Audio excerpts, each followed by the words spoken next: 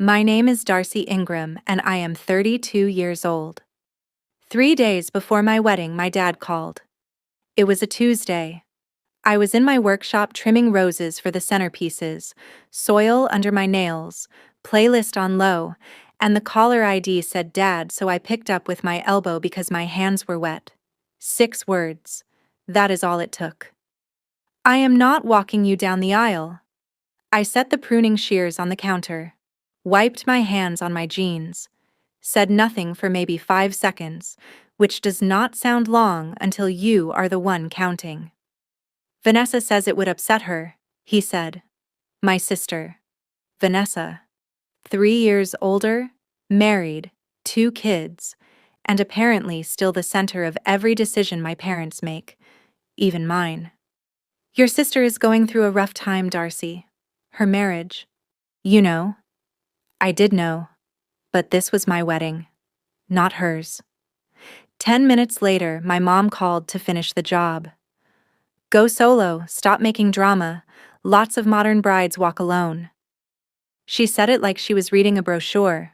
48 hours later, 200 people would turn around when those barn doors opened, and the man holding my arm would not be my father. Welcome back to Calm Drama Stories. This is a place where we share real stories about family, boundaries, and the people who show up when it matters most. Drop a comment and be sure to subscribe. I grew up in Ridgewood, Connecticut. White clapboard houses, leaf blowers on Saturdays, the kind of town where everyone knows your mailbox but not your middle name.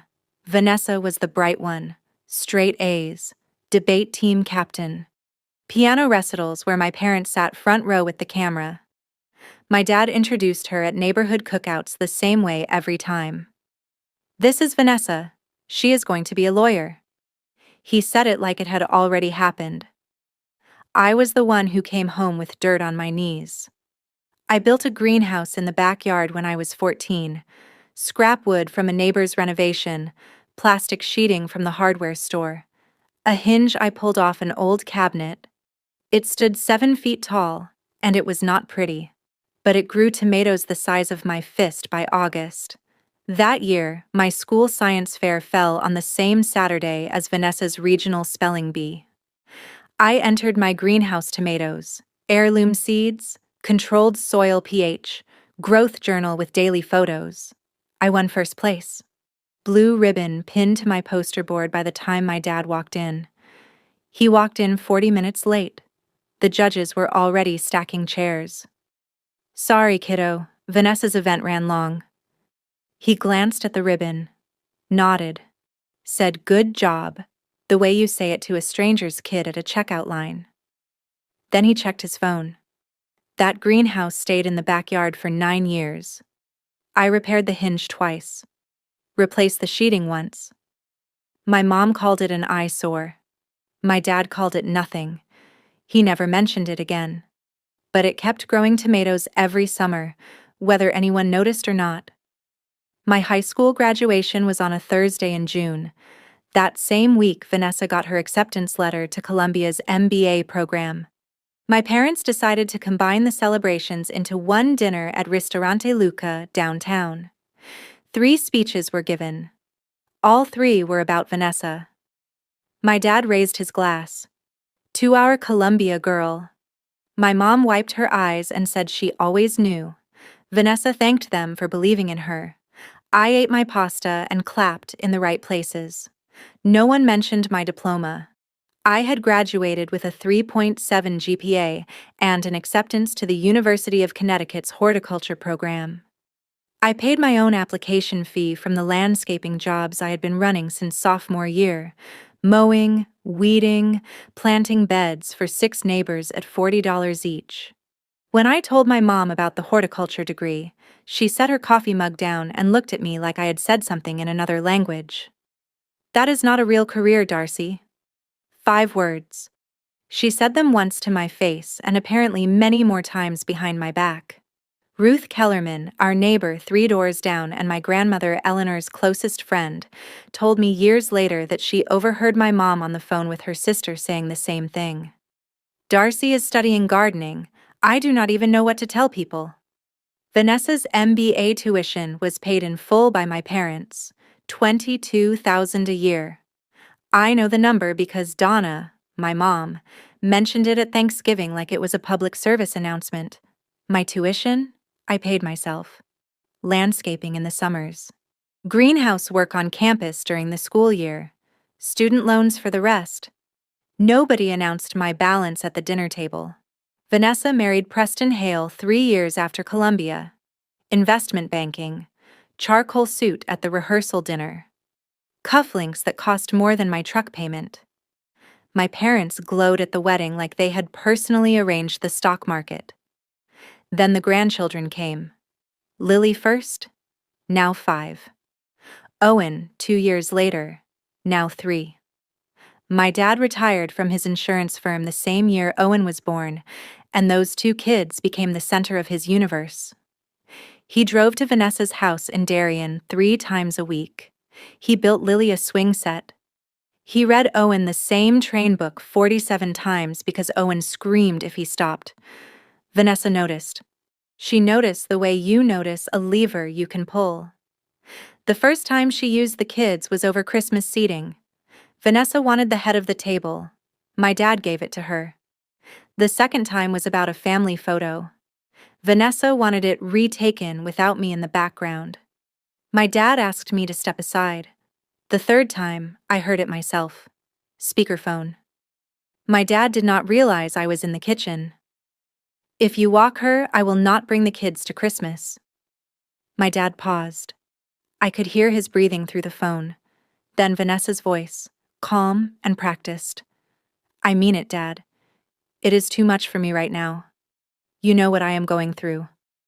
My dad said, Okay, Nessa. Okay. My mom walked into the kitchen 30 seconds later, saw my face. She knew I had heard. Her response was not an apology. She is their mother, Richard. Do not push her. That was the hierarchy.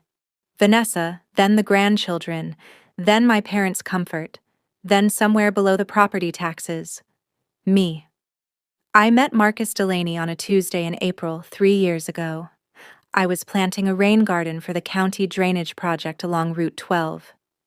He was the structural engineer building the bridge 60 yards upstream.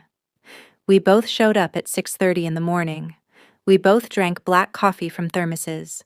He saw me hauling a bald root system out of my truck bed and walked over without being asked. Need a hand? I have got it. I know, but my coffee is done and I am bored. That was the first sentence Marcus ever said to me that was not about drainage grades. Our first date was a nursery tour and then tacos from a truck in the parking lot. He had dirt on his boots. I had dirt on mine. It was the most natural evening of my life. He introduced me to his dad 2 weeks later. Frank Delaney, 63. Retired carpenter. Hands like leather gloves someone left in the sun too long. He lived alone in the same house he had built with Marcus's mom, who died of pancreatic cancer 8 years earlier. There was a workshop in the back with sawdust on every surface and a radio tuned to a classic rock station that I am not sure he ever turned off. Frank called me kiddo by week 3. By month 2, he had built me a bookshelf for my workshop. White oak, sanded smooth, dovetailed joints. He carved my initials on the inside of the left panel, D.I. Small enough you would miss it unless you knew where to look. I run my fingers over those letters every morning when I open the shop. You got dirt under your nails, he said the first time he visited my greenhouse. Good. Means you built something today.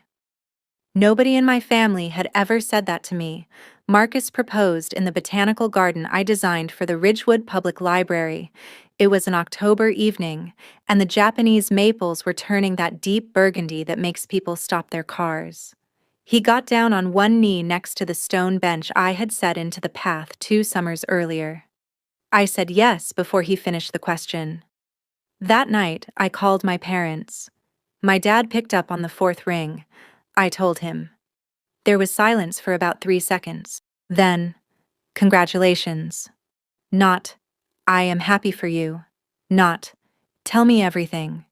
Just the word you say when a coworker announces their promotion. My mom took the phone. Is he from a good family? She did not ask if I was happy. She did not ask about the ring, or the garden, or the evening. She asked about his family the way she might ask about his credit score. He is, I said. His dad is a carpenter. Silence again, the kind where someone is choosing not to say what they are thinking. I sent the wedding invitation by hand. I designed it myself. Botanical illustrations along the border, pressed fern on the inside flap. I drove it to their house and left it in the mailbox because I did not want to watch them open it. I also asked my dad to walk me down the aisle. He said yes. Quickly, almost reflexively, like someone agreeing to hold a door. Marcus said what he always says when I give my parents a chance they have not earned. He put his hand on my knee and looked at me with those steady brown eyes. You know who they are, Darce. I know, but I want to give them one more chance. He nodded. He never tells me what to do with my family. He just makes sure I have somewhere soft to land afterward. The call came on a Tuesday evening, 3 days before the wedding. I was in the workshop, trimming the last roses for the centerpieces. 14 arrangements, each one hand-tied. The radio was playing something with a fiddle and I was humming along when the phone lit up on the workbench. Dad. I wiped my hands on my jeans and picked up. Darcy, I need to tell you something. His voice was the one he used when he was about to deliver bad news to a client. Steady but detached. Professional avoidance. I am not going to walk you down the aisle. The pruning shears were still in my other hand. I set them down slowly, the way you set something down when you are not sure you can hold it without breaking it. Vanessa says it would upset her. Dad. Vanessa is not getting married, I am. She says seeing me give you away would be too painful right now. Her marriage is going through a rough patch. You know that. So, my wedding day is about her feelings. Silence. Long. I could hear the television in his den. Some game show. I am sorry, Darcy. I did not yell. I did not cry. I asked him one question. The only one that mattered. Did Vanessa threaten you with the kids again? More silence. Then his voice dropped lower, as if someone might hear. She said if I walked you, she would not bring Lily and Owen to Christmas. There it was. The lever. The same lever she had been pulling for years, and he had been folding to every single time. His grandchildren traded for his daughter's wedding day, and he chose the trade without blinking. Okay, Dad. Darcy, please understand. I said okay. I hung up, set the phone on the workbench, picked up the shears, finished the 14th arrangement. My hands did not shake. I wanted them to. Shaking would have meant I was surprised. I was not surprised. I was just finally done pretending I might be. My mom called 10 minutes later. Right on schedule. Donna Ingram does not leave loose ends. Your father told you. Yes. Darcy, do not make this bigger than it is. Go solo. Lots of modern brides walk alone. It is actually quite empowering if you think about it. She said empowering the way someone says organic when they do not buy organic. Mom, I asked Dad a year ago. He said yes. Things change. Your sister is hurting. And I am not? Pause. I heard her take a breath. The measured kind. The kind she uses before she says something she has already decided is reasonable. You have Marcus. Vanessa has no one right now. I almost laughed. Almost. Because the math of it was so perfectly Donna. Vanessa's pain outweighed mine because Vanessa's pain always outweighed mine, not because it was larger, because it was hers.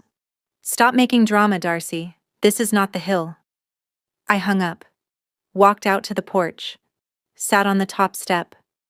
The October air was cold enough to see my breath but not cold enough to go inside. I held my phone in both hands and stared at the garden I had planted when I moved into this house 4 years ago. Hydrangeas along the fence, lavender by the walkway, a dogwood I put in the first spring that was now taller than me. Marcus found me 20 minutes later. No tears, just sitting, holding the phone like it was something I was not sure I wanted to keep. He sat down next to me, did not ask what happened, did not say, "I told you so," just put his arm around my shoulder and waited. After a while, I stood up, walked through the workshop, stopped at the oak bookshelf Frank built me, ran my fingers along the inside panel, found the carved letters, DI, traced them twice. Then I went to bed. Wednesday morning, 2 days before the wedding. Marcus made eggs, scrambled the way I like them, with chives from the windowsill pot he keeps alive for me because I somehow managed to overwater indoor plants while running a professional landscaping business. He set the plate down, sat across from me, waited. "My dad is not walking me. I heard you on the phone." He poured coffee. "What do you want to do?" Not, "I will fix this," not, "Let me call them," just, "What do you want to do?" That is Marcus. He does not rescue. He stands next to you and hands you the thing you need. "I do not want to walk alone." "Then you will not." He took a sip, set the mug down, looked at me the way he looks at a structural plan. Calm, focused, already 3 steps ahead. Dad has been practicing his tie knot since the engagement. I watched him YouTube it twice last Sunday. I smiled. First one in 12 hours. I cannot ask Frank to do that. It is too much. Darce, that man built you a bookshelf he did not have to build. He drives 40 minutes to your shop on Saturdays to fix hinges you did not ask him to fix. He set a place for you at Sunday dinner 2 months after we started dating and has not removed it since. I stared at my eggs. "He has been waiting," Marcus said. He just did not want to overstep. The thought of it made something crack open in my chest. Not pain, something warmer. The realization that the person I needed had been there for 3 years, sanding wood in his garage, calling me kiddo, showing up for every single thing my own father had skipped. "Okay," I said. "I will ask him today." Jeanette called an hour later. My best friend. Maid of honor. The kind of woman who tells you your hair looks terrible before a date and then fixes it in 90 seconds. She had run into Vanessa at the salon in Darien that morning. Same colorist, apparently. Small towns have long arms. "Your sister was there," Jeanette said.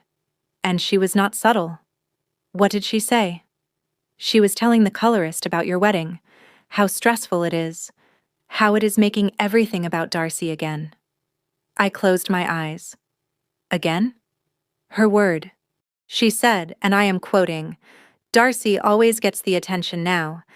Ever since she started that garden business, it is like the rest of us do not exist." I almost dropped the phone.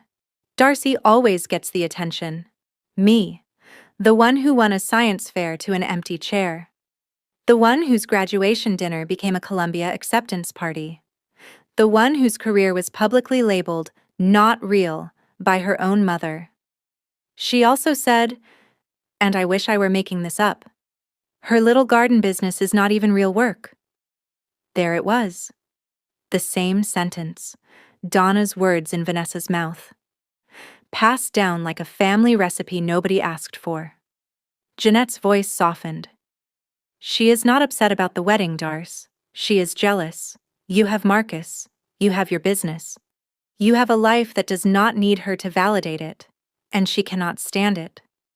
I sat with that for a minute. Jeanette is right about most things, and she was right about this. Vanessa did not want my dad to walk me because it would hurt her. She wanted him to stay home because my happiness was something she could not control, and controlling the aisle walk was the closest she could get. I should tell you about Thanksgiving. Last November. Vanessa hosted because Donna insisted. "Your sister has the bigger dining room." This was technically true. It was also beside the point. Preston sat at the head of the table in a shirt that probably cost what I charge for a full garden install. He checked his phone 11 times during the meal. I counted because I was seated directly across from him, and there was nothing else to look at while Donna talked about Vanessa's kitchen renovation. Vanessa was loud that night. Not the normal, loud. The loud where you are trying to fill a room so nobody hears the silence underneath. She laughed at things that were not funny. She refilled glasses that were still half full. She touched Preston's arm twice, and he did not react either time. Then Lily said it. She was 5. She had mashed potatoes on her chin, and she said it the way 5-year-olds say everything, clearly and without knowing what it means. Why does Daddy sleep in the office? The table went quiet. Preston looked up from his phone. Vanessa's face did something I had never seen before. It folded. Not anger. Not embarrassment. Something underneath both of those. My dad cleared his throat and asked Owen if he wanted more bread, but I saw Vanessa's hands. They shook when she poured the wine. Small tremor. 2 seconds. Then she straightened up, smiled, and passed the cranberry sauce like nothing had happened. I understood something that night. Vanessa's marriage was not going through a rough patch. It was going through the floor, and instead of dealing with it, she was rearranging the furniture on top of the cracks. My wedding was just the latest piece of furniture she needed to move. Wednesday morning, 2 days before the wedding. I drove to Frank's house. He lives on a dead-end road off Route 9 in a town called Chester. The house is brown shingled, single story, with a porch he rebuilt in 2019 and a garage that smells like linseed oil and cedar. The radio in his workshop plays classic rock at a volume that suggests he believes Led Zeppelin should be experienced as a background presence in all human activities. He was sanding a rocking chair when I pulled in. Teak. Beautiful grain. He was in his work apron, the one with sawdust permanently embedded in the fabric like a second texture. I stood at the garage door for a full 10 seconds before he looked up. "Hey, kiddo." He blew dust off the armrest. "Coffee is on inside." "Frank." He must have heard something in my voice because he set the sandpaper down immediately, turned to face me, wiped his hands on the apron. My dad backed out of walking me down the aisle. He did not say, "I am sorry." He did not ask why. He did not shake his head or offer an opinion about my father or my family or the situation. He just looked at me with those steady gray eyes, the same eyes Marcus has, and said 5 words. "When do you need me?" That is the sentence. That is the whole thing. No hesitation. No, "Are you sure?" No, "Let me think about it." The man was sanding a chair, and the next breath he took was offering to walk me into my future like it was already on his calendar. Saturday, 1 o'clock. I will be there at noon. He picked up the sandpaper, started sanding again, then, quieter. "Kiddo, I have been waiting for someone to ask." I cried in the car on the way home, first time all week. The next 48 hours moved like a current. Jeanette handled logistics with the calm efficiency of someone who has planned 3 baby showers and once organized a surprise birthday party during a blizzard. She updated the seating chart. The father of the bride seat at the head table was reassigned. Front row, center aisle, now labeled Frank Delaney, the seat my dad was supposed to fill. Marcus took his dad's suit shopping Thursday after work.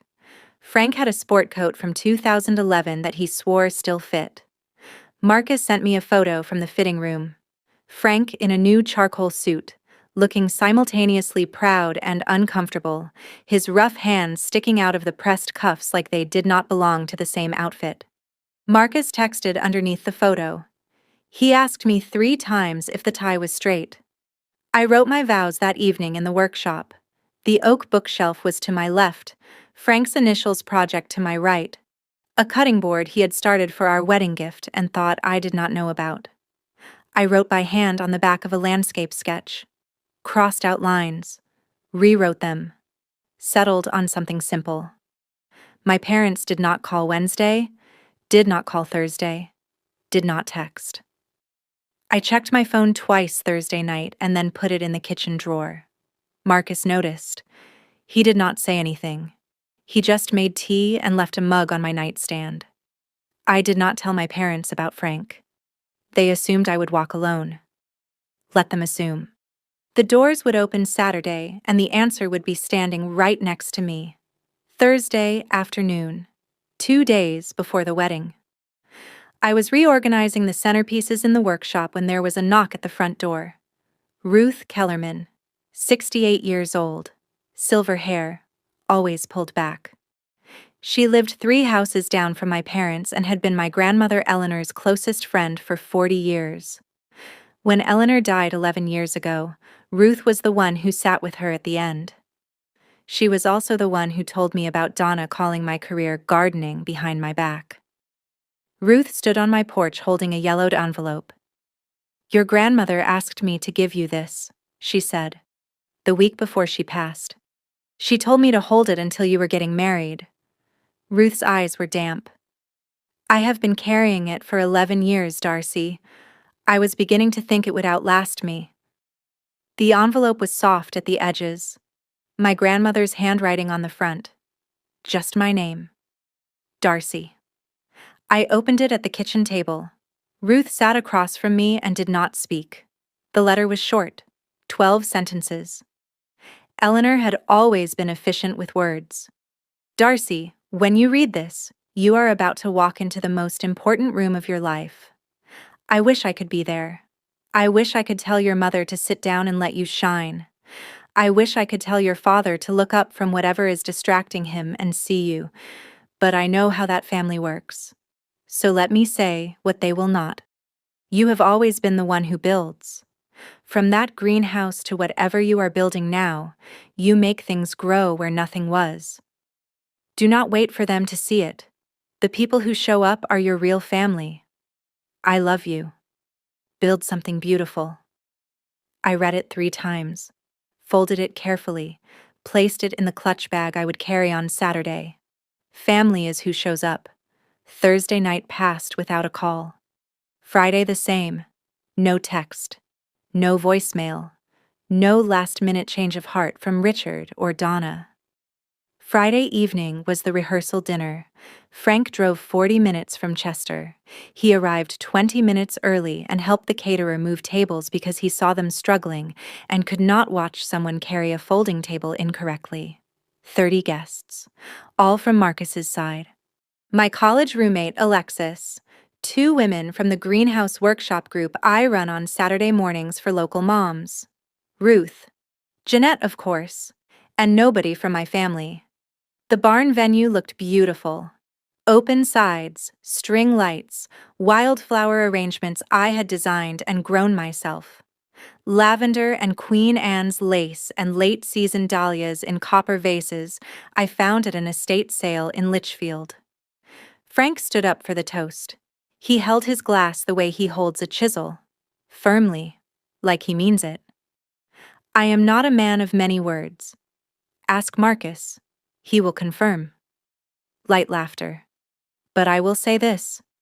3 years ago, a woman showed up at my son's job site and hauled a root ball out of a truck like it owed her money. I liked her immediately. He paused, looked at me. I never got a daughter. God just made me wait a little longer. The room went quiet. Jeanette pressed a napkin to her eyes. Marcus put his hand on my knee under the table. Frank raised his glass. To Darcy, who makes things grow. I looked at his wrist. Sawdust. Just a trace, caught in the fold of his cuff. He had come straight from the workshop. He always came straight from the workshop. That was Friday. Saturday was the wedding. That same Friday evening, 40 minutes south, my father sat in his garage. I did not know this at the time. Jeanette told me weeks later. She had a friend in Ridgewood who saw Richard at the gas station near his house, and they exchanged a few words. The friend said he looked like a man carrying something too heavy to put down and too painful to hold. He sat in the garage where he used to park his sedan, on a folding chair, looking at the wall. There was a photo on the pegboard. Me at 12, holding a tomato from the greenhouse, grinning like I had invented sunlight. He had hung that photo years ago and apparently never taken it down, even though the greenhouse was gone. Donna made him dismantle it when I left for college. It is an eyesore, Richard. Donna came out to the garage at 9. Are we going tomorrow? Richard looked at her. I think we should. Fine, but we sit in the back. I am not going to let Darcy turn this into some kind of statement. Richard nodded. He opened his phone, typed a message to me. I am proud of you, Darcy. He stared at the screen for a long time. Read it back. Then deleted every word, locked the phone, and went inside. I did not know about the message until much later, but I think about it sometimes.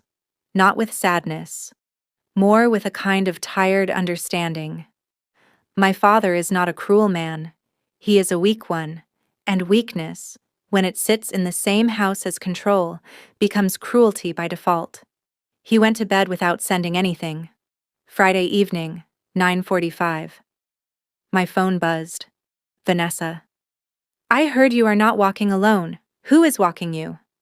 I looked at the screen, put the phone face down. Did not reply. 11 minutes later, Jeanette forwarded me a screenshot. Vanessa had texted her. Do you know who is walking Darcy tomorrow? She will not answer me. Jeanette's response was a single period. Nothing else. I loved her for that. Vanessa called my dad next.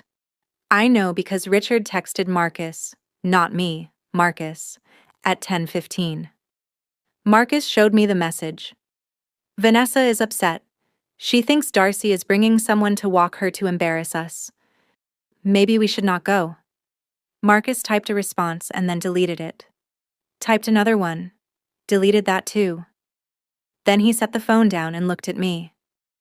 Your dad just asked if we are trying to embarrass them. At my own wedding. That is what he said. I took a breath. Held it. Let it go. Donna called Richard back. I found this out later from Ruth, who had contacts I will never fully understand. Donna told Richard they were going. I will not give her the satisfaction of saying we were not there. Classic Donna. Attendance as a strategic position, not an act of love. Then Vanessa's final text of the night. To my dad. Forwarded later by the same Ruth network. If you are going, then I am coming too. So that was the setup. Saturday morning, a wedding, 200 guests, a carpenter in a charcoal suit, and 3 uninvited spectators in the back row who still thought the day was about them. Saturday. I woke at 5:15. The house was dark. Marcus had slept at Frank's. Tradition, he said, though I suspect it was mostly so. Frank would not pace the kitchen alone all night. I made coffee. Sat on the porch. The garden was still in that early morning fog where everything looks like a watercolor someone left out in the rain. The hydrangeas along the fence were fading. Late October does that. But the lavender still held. Lavender always holds longer than you expect. My phone had 2 messages. Frank. Ready when you are, kiddo. Tie is straight. I checked 4 times. Marcus. See you at the end of the aisle. I will be the one who cannot stop smiling. I looked at my hands. Calluses on the pads below my index fingers from years of pruning shears. A thin scar on my left thumb from a greenhouse repair gone wrong when I was 17. Soil under the nail of my right ring finger that I must have missed in the shower. These hands built a greenhouse at 14. They planted lavender and hydrangea. They dug beds for 6 neighbors at $40 each. They signed a business license, shook hands with clients, arranged 14 centerpieces for a wedding that my own parents could not be bothered to attend with grace. I finished my coffee, washed the mug, showered, dried my hair, pinned it up with the pearl hairpin Ruth had given me along with Eleanor's letter. It had been my grandmother's. I looked at myself in the mirror and saw exactly what I expected. Not a victim, not a broken daughter. Just a woman with dirt-stained hands and a clear plan for the day. I picked up the clutch bag with Eleanor's letter inside. Drove to the venue. The venue was a converted barn on a hill outside of Ridgewood. Open sides, cedar beams.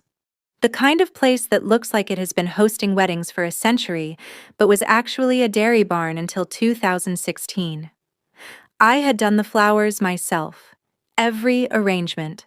Wildflower bundles in copper vases, lavender, Queen Anne's lace, late dahlias, sprigs of rosemary because my grandmother always said rosemary was for remembrance.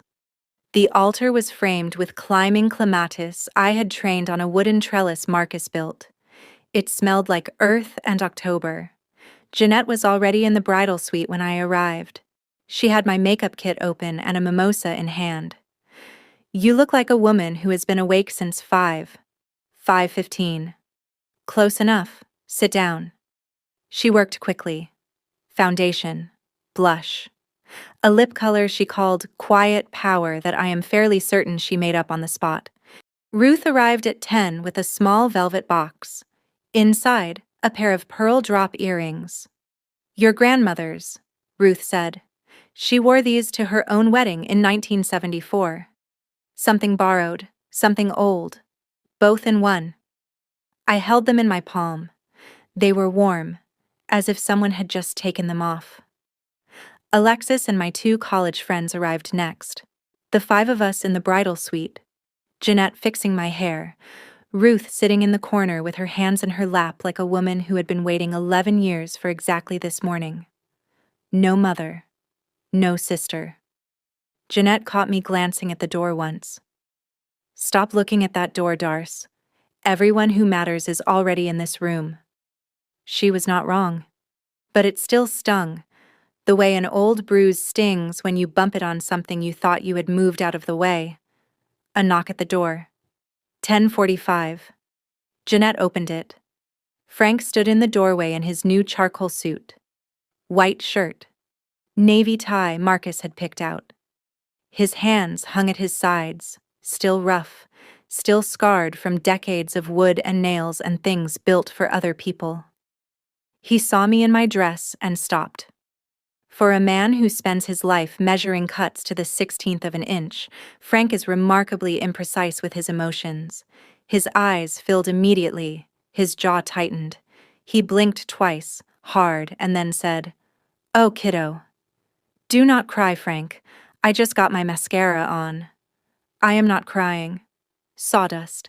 Gets everywhere. Jeanette laughed from across the room. Ruth smiled. He reached into his jacket pocket and pulled out a small wooden box. Walnut. Hand finished. Inside was a boutonniere, dried oak leaves, baby's breath, wrapped in twine. "Made it this morning. Figured flowers from a store would not feel right for you." I pinned it to his lapel. The oak leaves were from his workshop. Same white oak as the bookshelf. Same wood that had been part of my life for 3 years, built into the walls of my daily routine. "You look beautiful," he said. Then he corrected himself. "No, you look strong." Nobody had ever said that to me on a day when I was supposed to look beautiful, and it was exactly the right word. He took a seat in the corner next to Ruth. The 2 of them sat there quietly. A 63-year-old carpenter and a 68-year-old retired teacher, like the most unlikely security detail in wedding history, waiting for the doors to open. At noon, I peeked through the curtain at the side of the barn. Marcus's side was full. Aunts, uncles, cousins, friends from his engineering firm. His cousin brought a toddler who was already asleep. His college roommate was adjusting a bow tie that looked borrowed. My side was smaller but not empty. Ruth's seat was reserved up front. Alexis and the college girls were there. 7 women from my greenhouse workshop, the Saturday morning group where I teach local moms how to start vegetable gardens. 3 landscaping clients who had become friends over the years. My accountant, Gloria, who once told me my quarterly taxes made her proud. And then I saw the back row. Far right. 3 figures. Richard in a dark suit, looking at his shoes. Donna sitting rigid with her purse on her lap like a shield.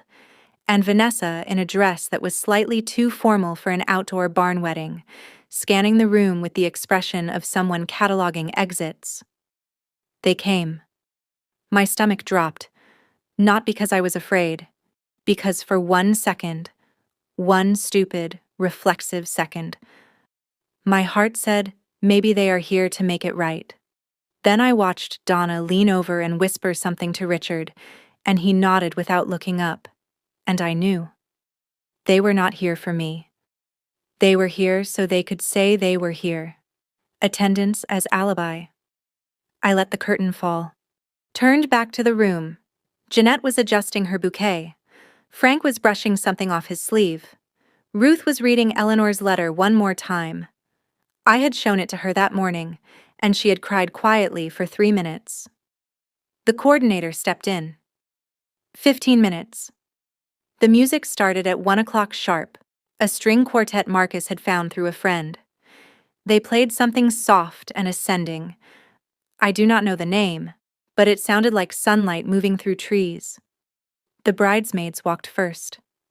Alexis, then Sarah, then Jeanette last. Jeanette paused at the door and looked back at me. Winked. Then she stepped through and the aisle swallowed her in white light. Silence. The brief, held breath kind where 200 people go still at once, and the only sound is the wind through the open sides of the barn. The coordinator touched my arm. Ready? I opened the clutch bag, took out Eleanor's letter, read one line, the last one. The people who show up are your real family. I folded it, put it back, closed the clasp. Frank stepped beside me. He offered his arm. His sleeve was crisp, but his hand was the same. Rough, warm, calloused from 40 years of building things for people he loved. I placed my hand on his forearm and felt the steadiness of a man who does not shake. You good? He asked. I am good. Then let us go show them what showing up looks like. The barn doors swung open. Light flooded in. October sun, low and gold, catching the dust motes in the air like someone had scattered glitter by hand. 200 heads turned. And there we were. Frank Delaney and Darcy Ingram, a carpenter and a gardener. Neither one of us related by blood. Both of us exactly where we were supposed to be. I felt his hand cover mine on his arm. Steady. Warm. The rough grain of decades of work pressed against my skin. He took the first step and I matched it. We walked. I did not look at the back row. I did not need to. I looked straight ahead, where Marcus stood at the end of the aisle with wet eyes and a grin that said everything his words would say later. This was my wedding day. And I was not walking alone. The doors were open. 200 people saw. And the man holding my arm was not my father by blood. He was my father by choice. If you have ever found family outside of blood, someone who showed up when the people who should have did not, hit subscribe and stay with me. Because what happened next is a moment I will carry forever. The aisle was 60 feet long. I know because I measured it myself during the venue walkthrough in August. 60 feet of reclaimed oak planks. The irony of walking on oak toward a future given to me by a man who built with it was not lost on me, though I did not think about it at the time. At the time, I was counting Frank's steps. Left, right, left. Slow and steady. The same rhythm he uses when he planes a board. Measured, intentional. The kind of pace that says I have done this before in my bones, even if I have not. The gasps started about 10 steps in. Not loud. Just the small, involuntary sounds people make when they are putting together a story in real time. Guests who knew. Jeanette's friends. The greenhouse workshop moms. Gloria, my accountant. They smiled and pressed tissues to their eyes. Guests who did not know looked at Frank and then scanned the room for someone who looked like a father of the bride, and found a man in the back row who would not meet anyone's eyes. I did not look at Richard. I want to be clear about that. I did not turn my head, did not search for his face, did not give him the satisfaction of a glance or the cruelty of a pointed one. I looked at Ruth, who was dabbing her eyes in the front row. At Jeanette, standing at the altar, hand over her mouth. At the greenhouse workshop moms, 3 of whom were openly weeping. Then I looked at Marcus. He stood at the end of the aisle, hands at his sides, eyes full. He nodded once at Frank. Not a greeting, but a thank you. The kind of nod men exchange when words would take too long, and the moment is already perfect. In the back row, I am told, Richard half stood, caught himself on the pew, sat back down. Donna grabbed his arm. Vanessa stared straight ahead with an expression that Ruth later described as a woman watching a door close that she cannot reopen. We reached the altar. The officiant smiled. She was a woman named Reverend Keene, short, gray-haired, the kind of voice that makes you feel like everything will be fine, even when it will not. Who gives this woman in marriage? Frank cleared his throat. He is not a man who speaks to crowds. He builds for them, fixes things for them, feeds them Sunday roast and sends them home with leftovers. But he does not address them.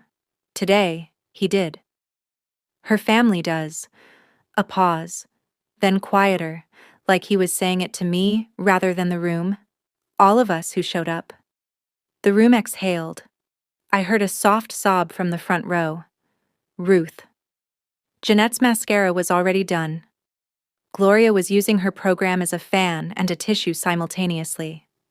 Frank turned to me, took both my hands, squeezed once. His grip was the same grip that shaped the bookshelf, the cutting board, the boutonniere, the same hands. Go get married, kiddo.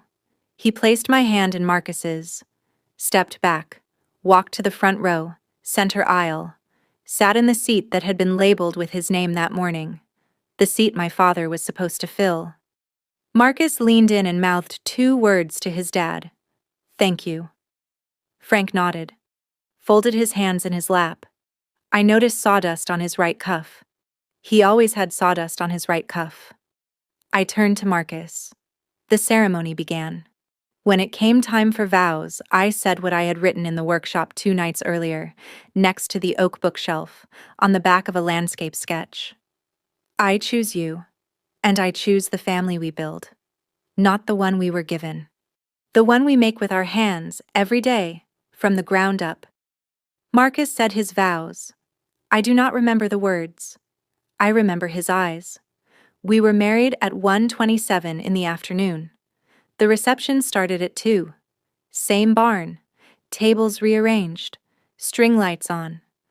The band played something acoustic and warm. People danced. Owen, Vanessa's 3-year-old, ran between tables chasing a balloon that had escaped its anchor. Lily sat on Richard's lap and asked for cake. At 3, Frank stood up for his toast. The room quieted the way rooms do when they can feel something real about to happen.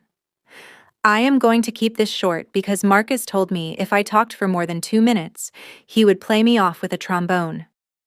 Laughter. I do not own a trombone, so I believe him. He held his glass. The first time Darcy came to my house for Sunday dinner, I had a fern on the windowsill. It was dying. Had been dying for a year. I had given up on it. She walked in, looked at it, and within 10 minutes, she had repotted it, moved it to a different window, and told me I was overwatering. He looked at me. I knew then.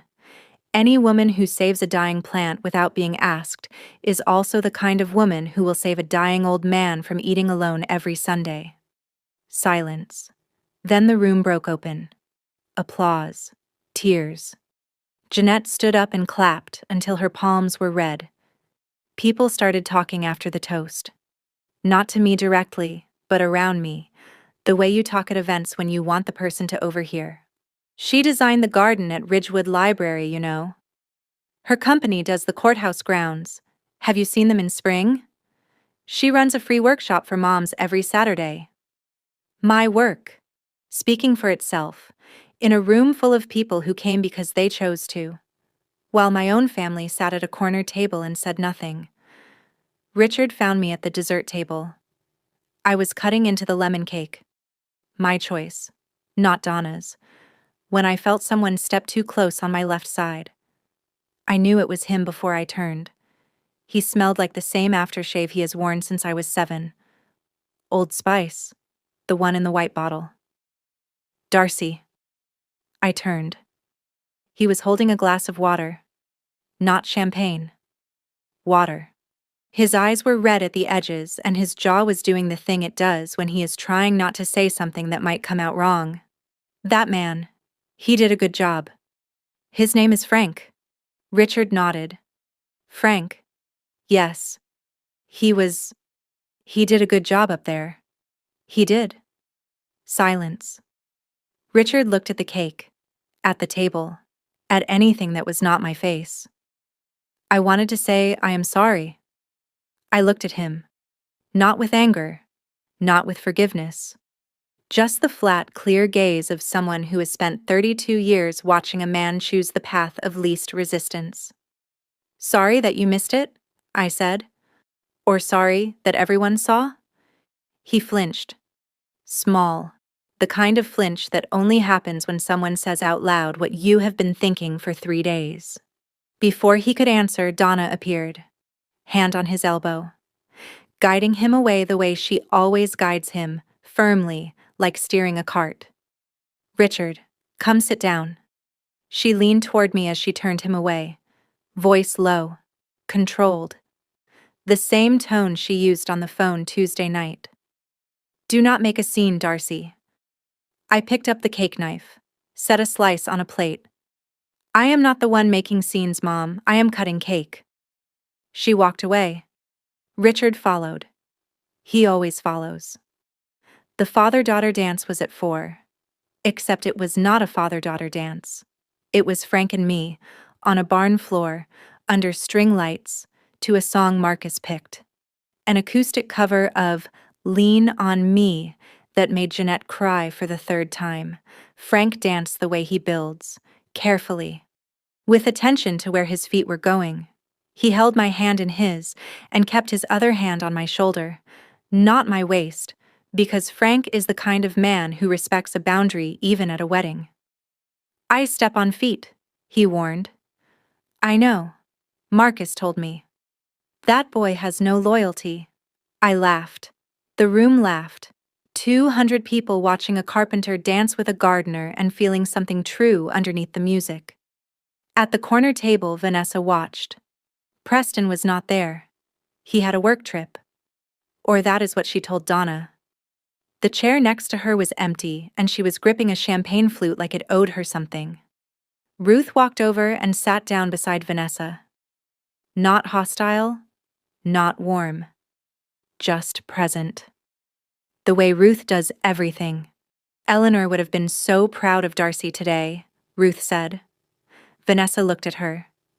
She would have been proud of both of you, Vanessa, if you had let her. Vanessa's eyes filled. She set the glass down, stood, walked to the bathroom. She was in there for 15 minutes. When she came out, her makeup was freshly applied, but her eyes were swollen and her hands were still shaking the way they shook at Thanksgiving. I saw her cross the room from the dance floor. I did not go to her. I did not send someone after her. I kept dancing with Frank. Some doors close because you shut them. Others close because the person on the other side stopped holding them open. I did not see my parents leave. Jeanette told me later they slipped out around 5, between the cake cutting and the bouquet toss, the way you leave a party you were never really at. The drive home for Richard and Donna was 40 minutes. Ruth heard from a neighbor who heard from Donna's sister that neither of them spoke for the first 20. Then Richard said something. That man built her a bookshelf. Donna looked at him. What? In her workshop. Oak. With her initials carved inside. Donna stared at the road. When was the last time we built her anything, Donna? No answer. The road between Ridgewood and their house runs along the reservoir. Flat water, dark trees, the kind of drive that gives you too much time to think. She did not even look at me, Richard said. When she walked down the aisle, she did not look. She was looking at Marcus. She was looking at everyone except me, and she was right to. Donna said nothing. Richard pulled into the driveway. Donna went inside. Richard sat in the car. The garage light was still on from Friday night. The photo of 12-year-old Darcy with the tomato was still on the pegboard. The greenhouse was gone. Donna made him take it down years ago. But the soil marks where it stood were still faintly visible in the lawn, even in the dark. Some things leave outlines even after they are removed. Richard checked his phone. No message from Darcy. No message coming. The wedding was over. His daughter was married. A carpenter had done what he was supposed to do. And the seat labeled Frank Delaney at the front of the church was the loudest statement anyone made all day. Without saying a word. He went inside and closed the door. Monday morning, 2 days after the wedding. I opened the workshop at 7. Same as always. New order on the desk. Landscape design for the children's wing garden at Ridgewood Memorial Hospital. 1,200 square feet. Sensory plants for kids in recovery. Texture gardens. Things you can touch and smell and hold. Marcus brought coffee at 8. Black. Chives on the windowsill still alive. Frank came by at 9 with a cutting board he had been working on for weeks. Cherry wood. Inlaid walnut stripe down the center. For the newlyweds, he said, as if he had not walked me down the aisle 48 hours ago. As if it was just another Saturday. I set it on the counter next to the bookshelf he built 3 years ago. Same man, same hands, same showing up without being asked. My phone buzzed at noon. One text from Richard. Can we talk? I read it. Set the phone face down on the drafting table. Opened the hospital garden plans. Started sketching the sensory path. Rosemary for memory, lavender for calm, mint for energy. Plants that give you something just by being near them. The greenhouse I built at 14 was 7 feet tall and grew tomatoes for one family. This one would be 1,200 square feet and grow healing for children who needed it. I picked up my pencil, drew the first line of the path, then the second, then the border beds, then the entrance arch. Outside, the October light moved through my workshop window and caught the carved letters on the inside of the bookshelf. DI small enough to miss, deep enough to last. I did not answer the text. I had work to do. 2 weeks after the wedding, Vanessa called. I was on a job site, the hospital garden, measuring drainage grades, when her name appeared on my screen. I almost let it go to voicemail. Almost. But something in me, some remnant of the girl who repaired the greenhouse hinge twice because she believed things could be fixed, made me answer. Darcy. I am here. Silence. Long enough that I checked to see if the call dropped. Preston left. I set down my measuring tape. He moved out last week, took his things while I was at the grocery store, left a note on the counter. I waited. Vanessa's breathing was uneven, not crying, trying not to cry. I just thought you should know. Okay. Another pause. Then her voice broke. Not dramatically, not the way she performs for my parents, but quietly, like a crack in a wall that has been spreading for years and finally reached the surface. I thought if I could keep Mom and Dad focused on me, it would fill the gap. Preston was not there. The kids were not enough. I needed to be the center of something. And my wedding was in the way. Your happiness was in the way. I let that sit. I did not comfort her. I did not attack her. I stood on a construction site with dirt on my boots and held the phone and listened to my sister finally say the thing she had been hiding behind manipulation for 3 years. Vanessa, I hope you find what you need. I mean that. But I am not your emotional cushion anymore. I cannot be the thing you lean on while you push me down. She cried, quietly. I let her. Then I said goodbye and went back to measuring. A letter arrived the following week. Handwritten. My father's handwriting. Small, tilted, the penmanship of a man who learned to write in a school that still used fountain pens. Not a text, not a call, a letter, mailed with a stamp, postmarked Ridgewood. I opened it in the workshop, alone, standing next to the bookshelf. Darcy, I should have walked you down that aisle. I knew it when Vanessa asked me not to, and I knew it when your mother told me it would be fine, and I knew it when I sat in the back row and watched another man do what I was supposed to do. I chose wrong. I have been choosing wrong your whole life, and telling myself it was easier. It was not easier. It was just cowardly. I let your sister use those children as a wall between us. I let your mother tell me that keeping the peace was the same as being a good father. It was not. Keeping the peace meant keeping you at a distance, and I did it because I was too afraid of what would happen if I pushed back. Frank earned what I threw away. He showed up. I did not. I do not expect you to forgive me. I do not think I would forgive me either.